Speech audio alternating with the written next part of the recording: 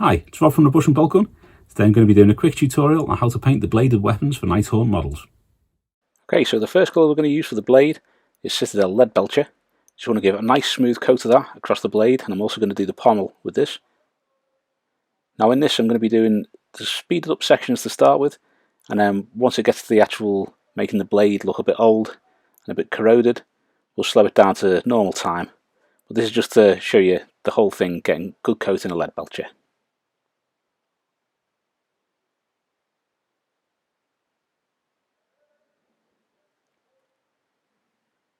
Like so. Next up, we are going to be using a little bit of Citadel Sycorax bronze. I'm just going to be painting up this little part of the hilt.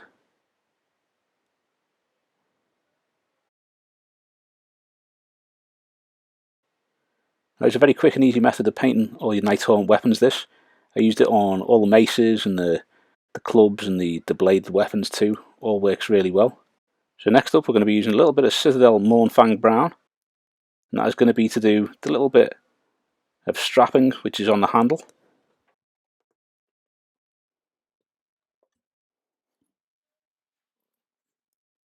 Like so. Very quick layer, that one.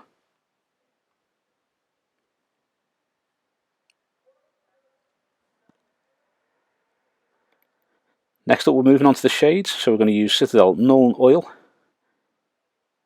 I'm just going to give this a good coating of Nuln Oil. If you can, you want to get it to pool a little bit by the handle. Doesn't really matter too much if not, but just make sure there's a little bit of a darker area by the handle, that's fine.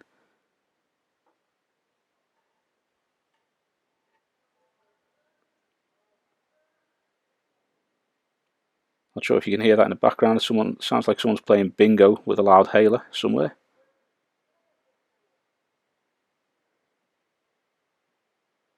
Next up is going to be Citadel Agrax Earthshade. We're going to paint the Sycorax bronze and also the Mournfang brown with this. And then we're going to start adding little bits of this to the blade to start the discoloration and corrosion.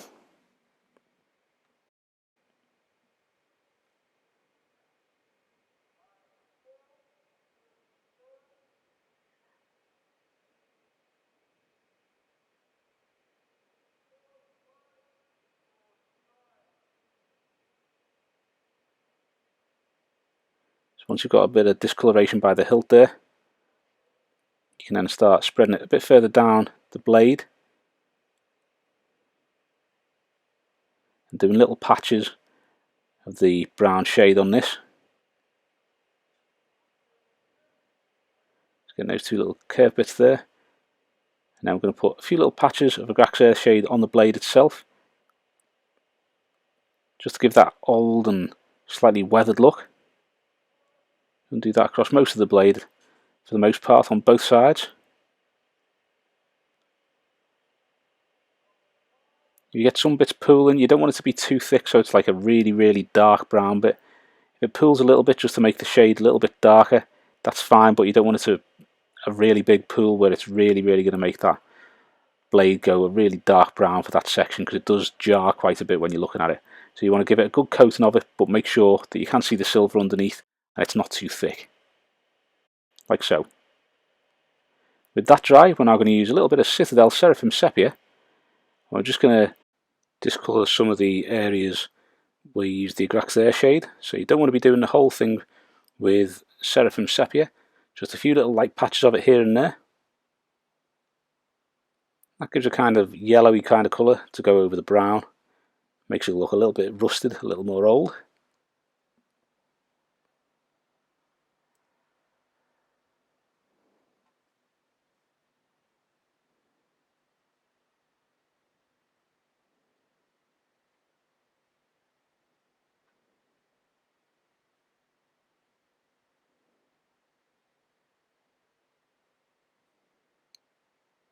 Again, you don't have to cover the whole blade with this, just a few little patches here and there. The bits that you maybe want to make look like they are a little bit more corroded. But take your time with it, just get the little bits. You don't want to spread it on too thick again. You don't want it to pool or make it too discoloured and dark. Just so you get that kind of yellowy, orangey kind of colour over the top of the brown. With that done, we're just going to use a little bit of Citadel dry paint, Ryza Rust, or Ryza Rust, depending on how you want to say it. You're just going to gently dry brush that onto the areas that you've just done with the Seraphim Sepia. Now you do want to, when you're doing this, you get the Ryza Rust on your brush, rub off a lot of it onto a bit of paper, so you're just getting a light colour in from it, then gently dry brush that on to get that nice rusted kind of colour added onto the Agrax Earthshade and the Seraphim Sepia areas. Doesn't matter if you get onto any other areas either, because the rust will spread. Also you will have discolorations where maybe water's run over and it spread to different parts. But again, just dry brush this over, give it a nice coat so that you have got that orangey kind of look to it. That should be fine. As I say, I have used this on all of my Nighthaunt weapons, the same technique. I've used a lot of it as well on the Death Guard miniatures that I was painting a while ago. I did used to use the Typhus Corrosion, but I'm trying not to do that with the Nighthaunt to give a few different effects across the different armies.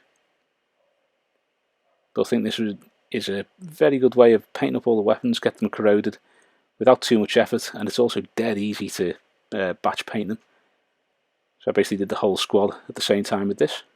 So next up we're going to use a little bit of Citadel Necron Compound. Again, same again, you get a bit on the brush, rub the worst of it off on a bit of paper, like the excess. Now you're just going to go across the areas of the blade, like the edges where it's going to have been fighting and used against to fight people. Then any little nicks and curves and creases in the blade, you want to try and get those areas as well to make them stand out a little bit. When you do dry brush it on, once you've finished, if you turn the blade this way and that so that you can see that you can spot the silvered areas on the edges from both sides, because sometimes you might dry brush it on and it'll all be on the one side, so when you look at the other side you can't actually see the silver of it, like in this case here.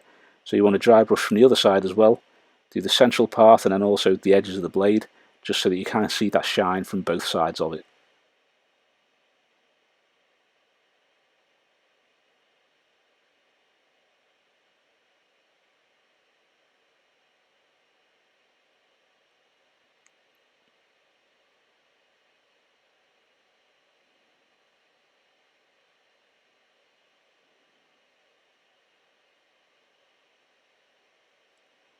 And the final colour we're going to use is Vallejo Model Air Chrome. We're going to use the Army Painter Wargamer character brush here. It's a nice thin brush that I like to use. You're basically just going to be putting on a few little scrapes and scratches onto the blade where maybe it's caught another weapon or caught something as the chain rasp has been moving along here. And just to put those little nicks and scratches onto the blade where the rust would have been worn away or chipped away, and instead it's been left with a nice shiny bit of metal underneath. Just going to do the tip here as well, as though it's been used to pierce armour, and the armour would have scraped some of the rust away. So just doing a very, very tip of that, because the chrome will give a better shine than the Necron Compound.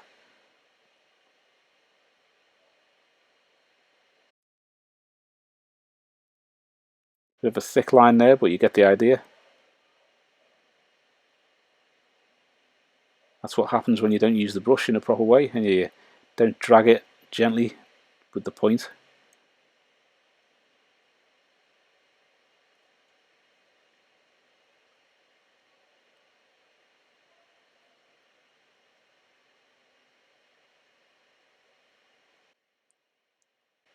This is all about just playing around with it, getting it how you're happy.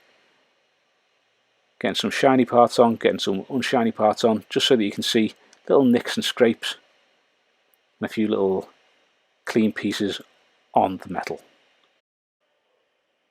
As always, if you're not too happy with it, just get a little bit of the shade back on the brush and just reapply that to the area so you can thin down any scrapes that are too big, make them go to a point. And finally we're just going to use a little bit of Mournfang brown, and this is just to finish off the strap at the top there. So add a little bit of colour back to that, and then we'll have the finished blade. Now the pictures of the blade will be after the outro, so stick around, you'll be able to see them.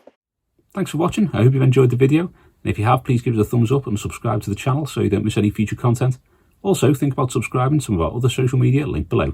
Thanks very much.